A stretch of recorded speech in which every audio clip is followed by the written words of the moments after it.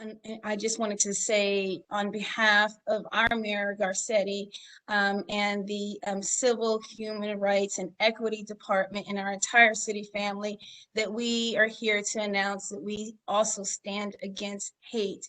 As you know, we have the Human Relations Commission that's with LA City, and a lot of our work parallels. And Robin, you and your team have been great partners in participating in some of our work. And you've been working with this commission actually over many years, even though our department is a very new one with the city family. I wanted to make an announcement that LA City Council, under the leadership of President Nori Martinez, our council president, have released resources just last Wednesday to help us with anti-bias training for external partners. And we'll be doing this work with some of our local community-based organizations. I do think it's unfortunate that in 2020, we needed these resources to deal with this issue that seems to be growing, and particularly over the last several years. But I'm really inspired by the fact that we have partners on this call from the business community, from LACO and others that are leaning in this space, because this is not just something that's happening to other people. This is happening basically to all of us.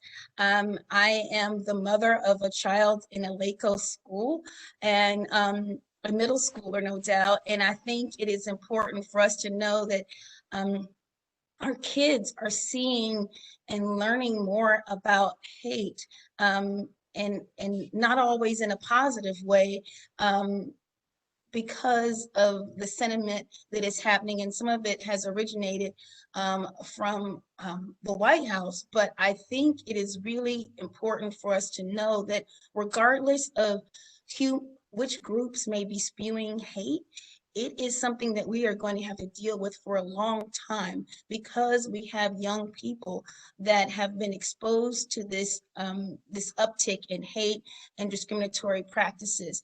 I want to even tell you on another personal note, as a member of a large African-American church here in Los Angeles, I was called I think it was the day that we were learning that President Biden actually was announced as the winner of the election. While we were absorbing that news, I'm getting a phone call from our pastor saying, please go down to the church. There's been a hate incident. Someone spray painted someone hanging from a noose on the side of my church. And I had to go to the church as a member to meet the police officers. And I just think that this is something that we're all dealing with, particularly with the API community, as it relates to some of the uptick in crimes and hate incidents that happened after the start of the coronavirus. I think it's just very important to know that all communities have been hit, and we've of course had a couple of events, and Robin, you participated in one of them when I was with the city attorney's office, and you've helped us with our new department as well in this space. The other things that I wanted to say is our LGBTQ community, particularly our transgender community, has been hard hit by hate incidents, and this has to stop.